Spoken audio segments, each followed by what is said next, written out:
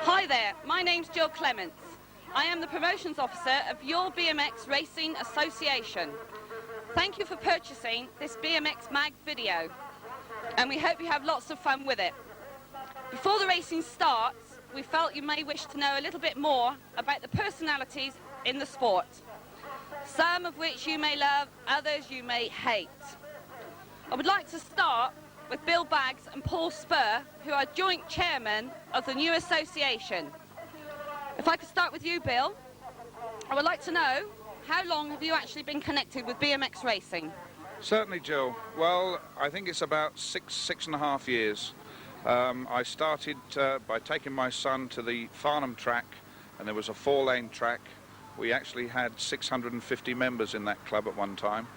I became involved on the official side when I went down to Southampton, who had a track by the docks, and I was asked to hold a flag at one of the berms, and that was when the BMX bug bit me. So yes, about 6.5 years. Paul, obviously you've been connected with it a long time. Could you tell us a bit more? For me, it's been 8 years now. I first became involved with Rom BMX Club down in Romford. They have a small track attached to the skate park there. And my first involvement was when they asked me to come along to a committee meeting. I arrived, they said, "Oh, hello Paul, glad you could come, we've just elected you chairman." And from there on, it's been a never-ending story. Fine. Okay, could I ask you both, what actually motivates you to do this sort of thing most weekends of the year? Well, as far as I'm concerned, and Paul will obviously speak for himself, the motivation is out there as you can see it.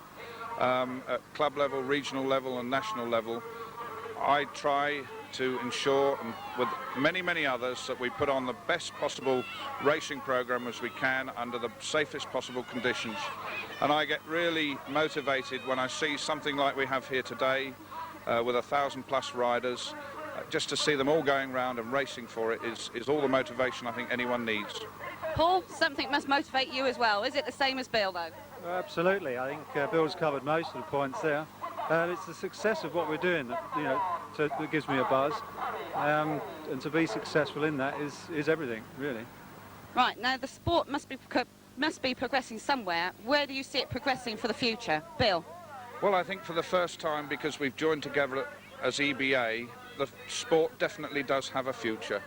We are now talking very seriously with the Sports Council, who have officially recognised the sport. Paul and I have done a tremendous amount of work on that. We're looking to present a document to them for the future of the sport, and I can envisage, as I'm sure Paul can, national venues, centres of excellence, funding from the Sports Council. I think the sport has got a tremendous future if we can all pull together and make EBA work. We now, and I think Paul will agree, we are now established as the association, and we have the Sports Council's approval, which is a tremendous step forward. Paul, do you see a good future in it?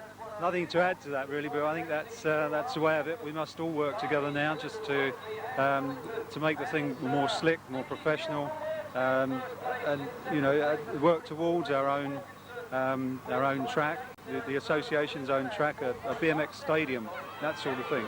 That was actually my next question. I mean, obviously vast improvements can be made now that we've come together and formed one association.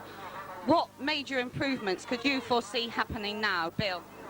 Well, as we've both said, I think immediately we've got to concentrate on a certain number of national venues, centres of excellence, call them what you like, so that we can then establish, instead of going to a track and then going to a different one the following year, we actually establish centres of excellence, BMX centres, where we can run national events at the best possible standard for all the participants. Right, Paul, have you got anything to add to that? Again, I think Bill's covered it all here. you know, at any sport you must try and centralise and form a nucleus and grow from there. And it's Could I just finish by asking you both, with so many race meetings over the years, there must be a special moment or a special race meeting which holds a very special place in your hearts. Perhaps you could tell me if you've got one. Bill. Well, Jill, that's a tremendous question to try and answer. Thinking of the time I've been involved in BMX, there's so many at the personal level, with my son involved, but then we go on to better things than that. I think the British Championships last year at Derby Stadium was absolutely superb. I wouldn't pick out any individual rider or any individual race. I was proud to be associated with that. I was also proud to come here to Slough in 1986 to see the way the Britons did in the World Championships there.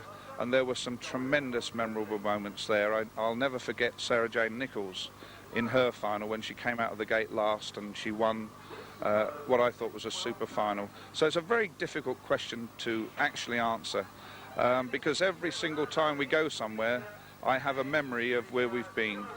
I just like to be involved in the whole thing and I really can't answer it any more than that. Okay, Bill, thank you very much. Paul, have you got a special moment that perhaps comes to mind? For me, Joe, it's just as difficult. Over the 8 years, I think I've probably attended about 300 meetings. And again, you remember things from all of them. You have mixed feelings and mixed memories. I think from an organisational point of view, I'll always remember the Alveston National because of the significance of that. As far as the meeting went as a whole, I can't remember much about it because we had our heads down all day. On a personal level, the 83 European Championships, I think I remember very well. It was a bittersweet experience. My son actually won the first leg of that in Birmingham, at Birmingham Wheels Track. And then we travelled to Dijon in France for the second leg. And it was indoors, 110 degrees, brilliant day, marvellous day's racing. He fell in the final, so... but, you know, you remember as I say, a bittersweet memory of that. But there are so many memories. It's become a part of my life now, so, you know, it's always wonderful. Okay, super. Well, I would like to thank both of these chaps for letting me interview them today. I would like you now to watch some of the superb racing you're going to see here at Slough today. And I would like to thank you all for turning out and supporting what has to be a fantastic new association. You will, of course, see me later on in the tape. I will be doing some more interviews with people, and we'll see you then. Thank you.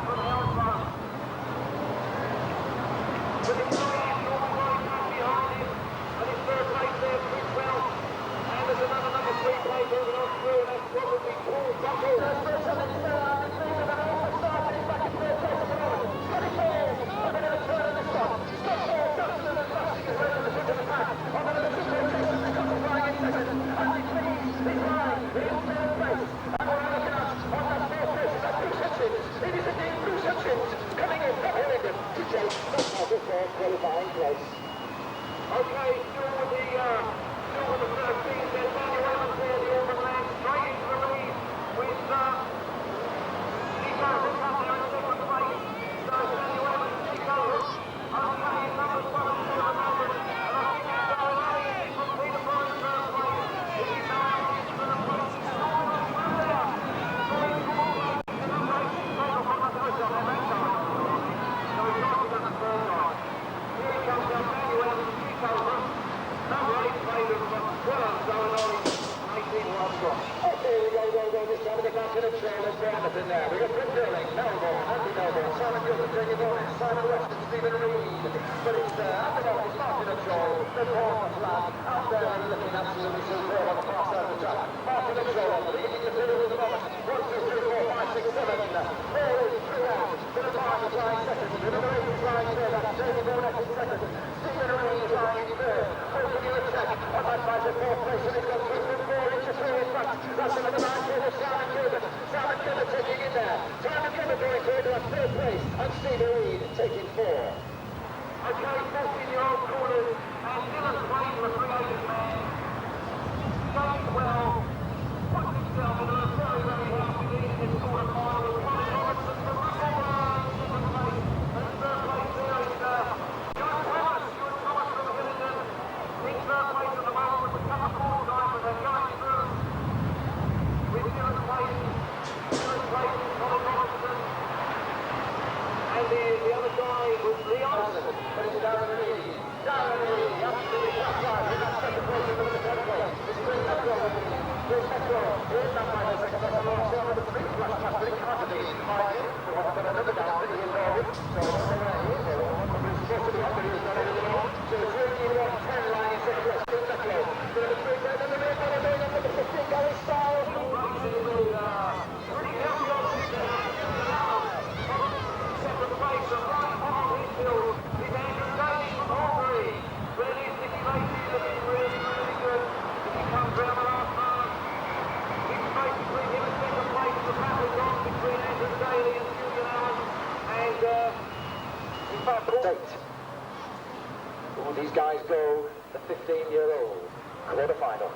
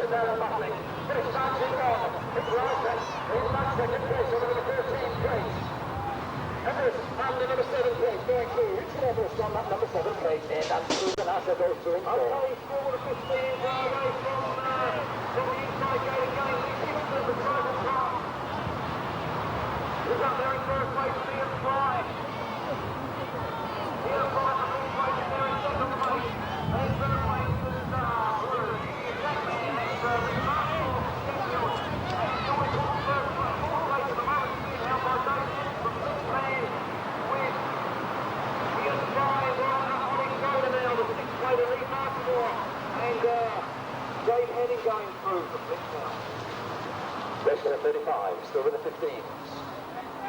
Perks, Weston, Hurston, Triggle, James, Eastwood and Bennett.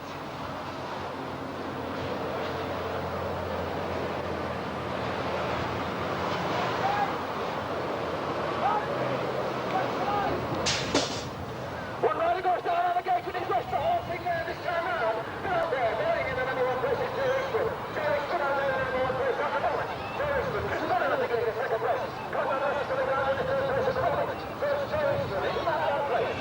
In that second place. There's not number 3 place.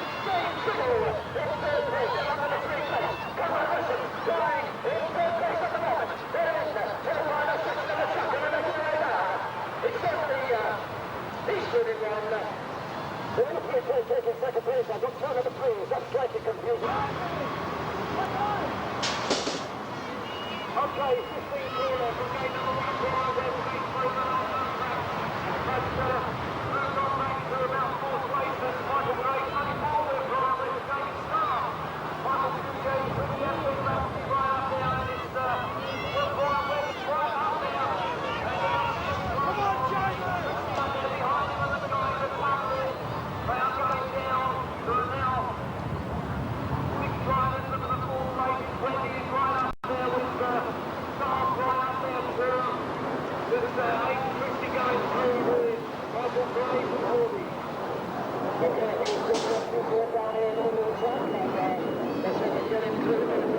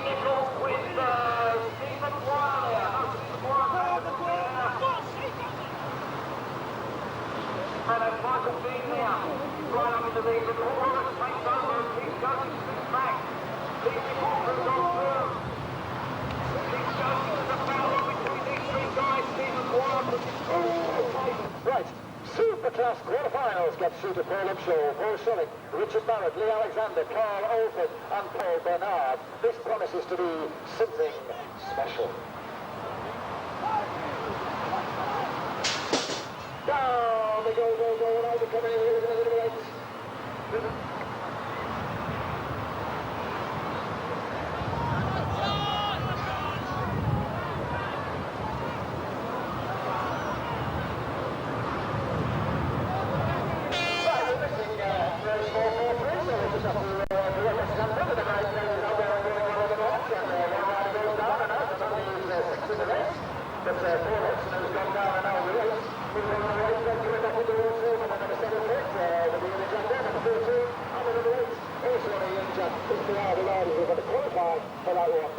Okay, stepping into our underway once again, and it's Rob Injury, Charlie Reynolds, the Cockney Rebel, right up there.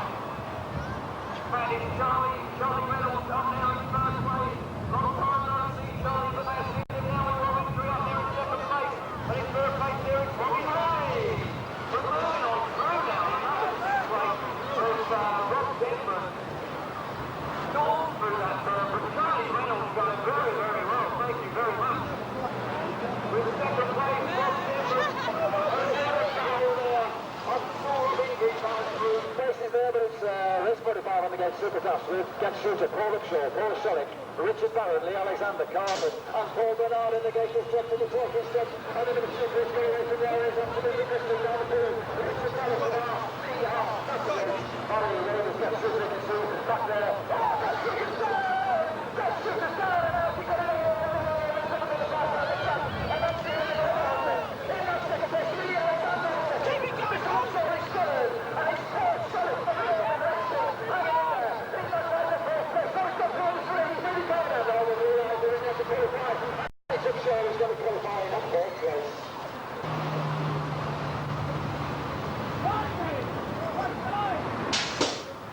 Okay, from the gate now, he's going to lead with Kevin McShane now, I think it is, from Carrick, right up there, second place. But it is that hole, the number one place of Kevin McShane in second place, but down O'Neill right up there in fourth place. Fourth place, Wilson, William Barford, half the other rider. Ian Barford is going towards fourth place at the moment. Round hole, first place, second place, going Kevin McShane, and with that big battle on number 5 through Dan O'Neill. Quarterfinals for you, go. Anthony River getting a very good start, but in the 46, Marcus is already near the rough.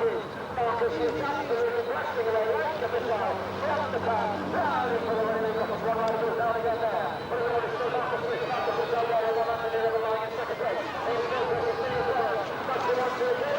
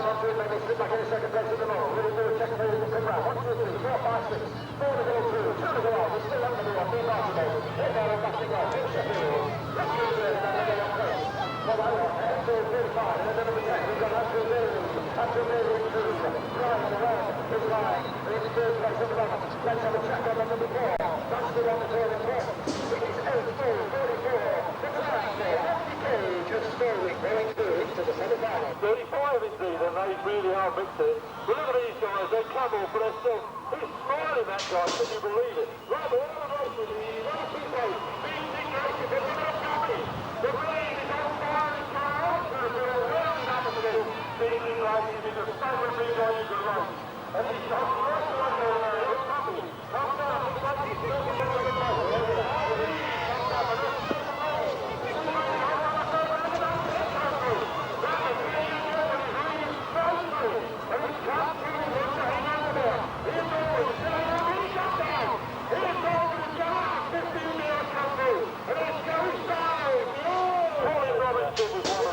Back. Okay, 16-year-old girl, semi-final, on their way, up that straight there, heading towards that first turn, and Claire Edwards getting a hold of her, played into that corner.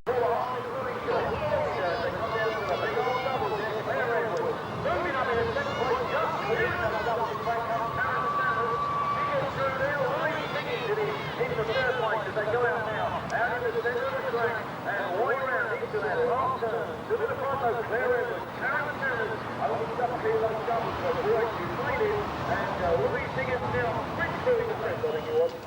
Hey, one more, what about Romeo and Ricky? So we have first over, we can do it first over to the bottom of the goal, 15-year-old girl, she come on the goal,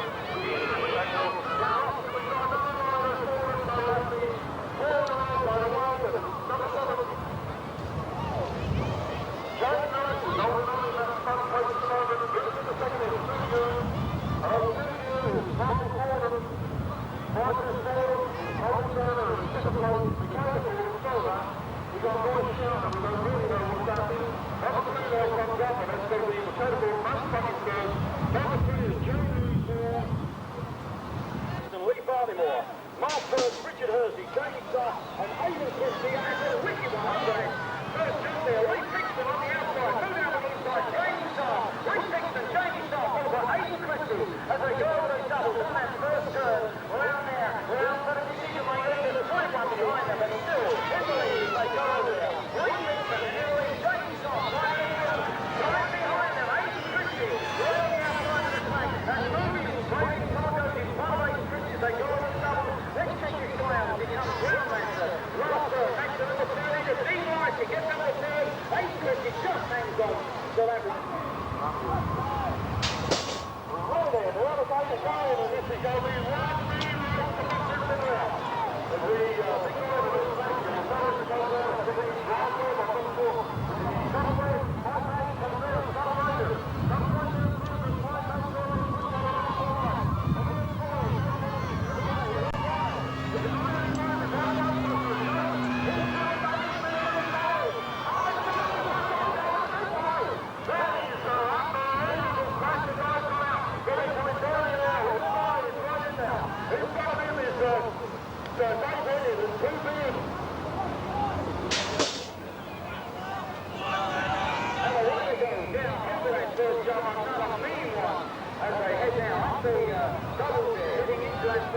coming down the outside, they would drop back at 4 points, but out in front as they go. Around the decision maker, heading over the little doubles there. That's the number 1. But he goes down, the one goes down. Look at him, he's lead there.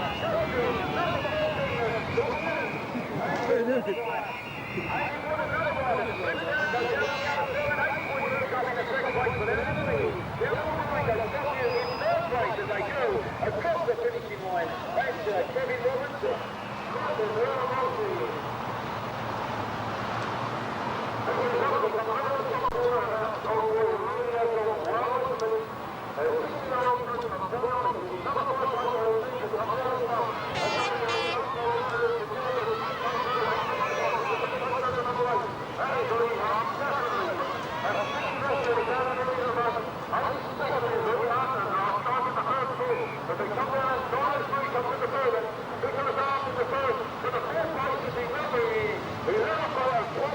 On the gate, Chris Carver, Paul Parry, Keith Joseph, Lee Nichols, John Dimmer, Adrian Jackson, look down on Matt Simmons, away they go, down that first straight, carrying up that step up, heading into that fourth turn.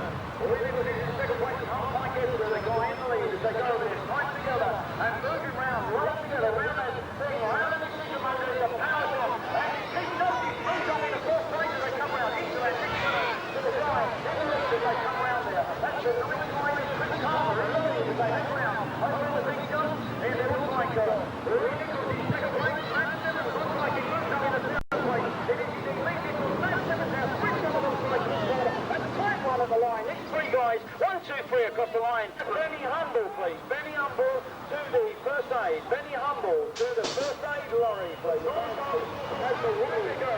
2 17 years semi-final, and the way to go into that corner. It's Steve McGuire in second place, Paul Roberts in third, Bobby Hyde catching up as they come round there, and out in front trying to hold off is the guy that came down to the pro, down the supercar, then trying to go to the 17 plus, and Paul Roberts goes down, and now it's Charlie Reynolds. Well, I think it's going to be the girls next week, but Charlie Reynolds is out in the lead, as well as the third they go up behind Steve McGuire, Bobby Hyde in third place. On the grade, and no longer, it's a shoulder blow as they head down over that first jump, and down that straight into the second leg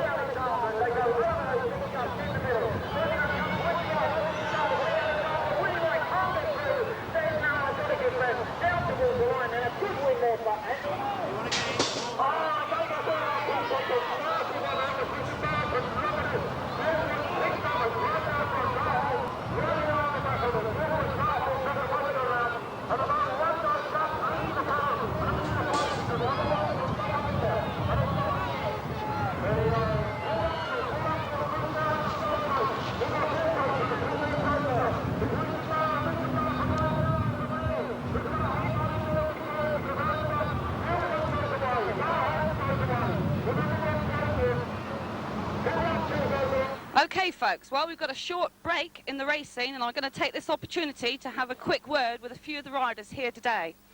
If I could start with Ross Hill, who's actually a current British champion. Hi Ross, can you tell me, how did you actually become involved in racing? Well, I started racing at Newton Abbot Racecourse on my local track and some friends got me involved.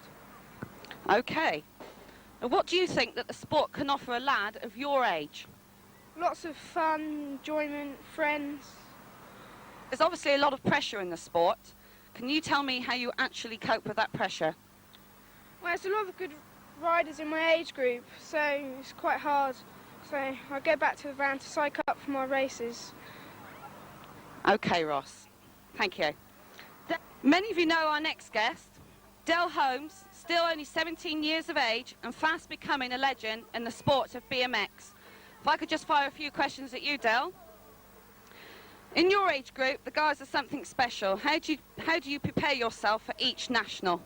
Well, mainly, when I first started about 8 years ago, I used to train and all that. But generally, it comes down to experience and watching the racing and learning as the races go by. And generally, it's just experience, really, that gets me through. Okay, Del. Now, I've got a two-part question for you now.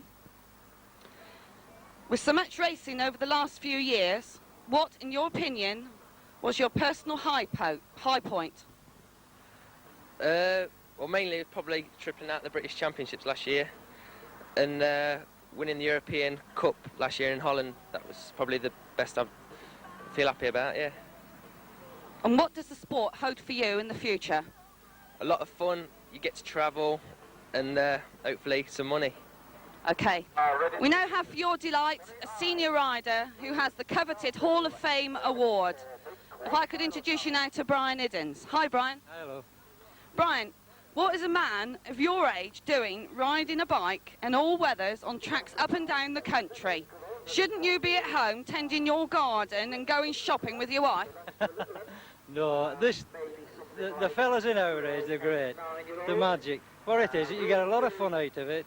It's a kid's sport, we know, but once you get into it, it's unbelievable. It just gets hold of you, and there's men 48, 50 race. And your wife doesn't mind? Oh, she's on the finish line, so there's 4 of us in the family. We all race, and the missus is on the finish line. So it's a good family sport. Quite agree, great.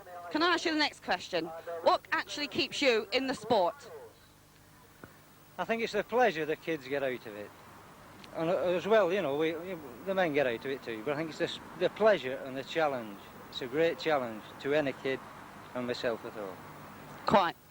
And my last question for you, Brian, how would you like to see the sport improve? Improve?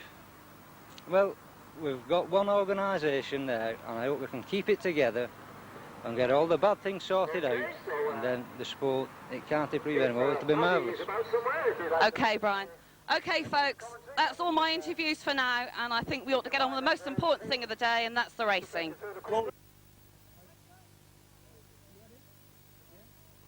Okay then folks, this is round 2 of the EBA series, live here at Slough, where over 1,000 riders have been slogging it out here in the cold weather, and now we've reached the final stages where the final 8 in each age group will fight it out and find out who will take round 2.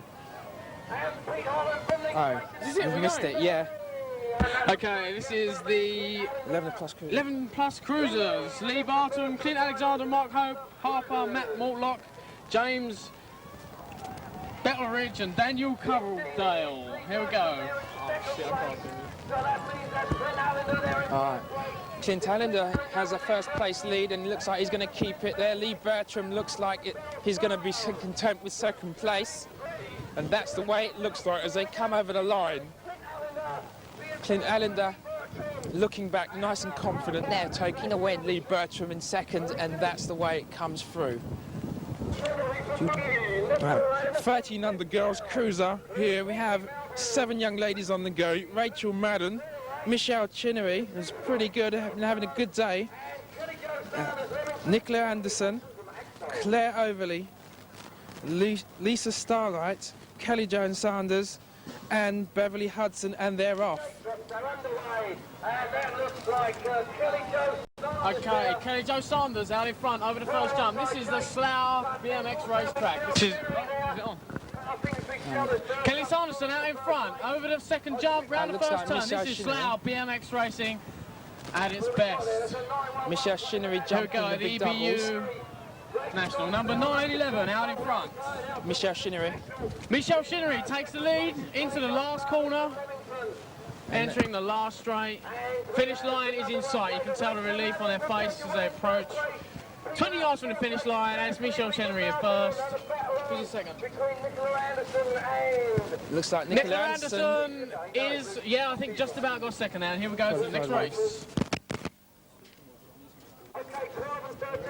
Right, 12 and 13 boys cruiser final. Here we have Craig Edwards, Sam Fry, Phil Knight, Scott Forbes, Matt Boyle, who's the hot favourite here, Sam Dovey, Lewis Attrell, the big guy, nearly 5'8" of him there, and Matthew Hartley. This could be tight. Any one of 3 riders could win this. Louis Attrell, with his size and power, who could literally rip through any field in his gate. They're off. Matt Boyle out there, MCS, flying in front there. And it looks like he's going to take it from the gate. But who's going to have a say in this? Still Matt Boyle in first place there. Can't really see he's in second place. Sam Dovey there in second place and looking to make a move and doesn't quite make it. He's going to end up with second place. Matt Boyle doing what he should have done last year, winning everything. And that's the way that comes through. I'll do it.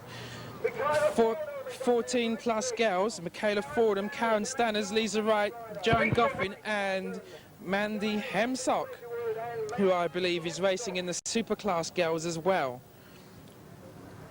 Lisa Wright there seems to be the hot favourite, the big Titan girl there, thundering out there. It's cruisers, not 20-inch. Lisa Wright there and Mandy Hemsock, 1 and 2. Out they come, round the first berm, and it's still in the league there. Rolling thunder, rolling, leaving them for dust. It's Lisa Wright, Mandy Hemsock in second place, and Karen Stanners moving in the inside, trying to make a move, and it doesn't quite pay off. It does, inside. So Karen Stanners is in the second place, and that's good news for her, and Dad should be pleased. Meanwhile, there's a different area code there between Lisa Wright and Karen Stanners in second place.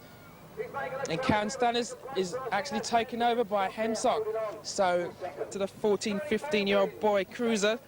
Here we have Tony Baldwin, Jonathan Berry, Simon Guilford, Dean Lysa, who's pretty hot, Lee Bertram, is that Lee Bertram there? I'm not too sure. Nicky Lacey there, all 6 foot of him, Julian Allen and Simon Dowson.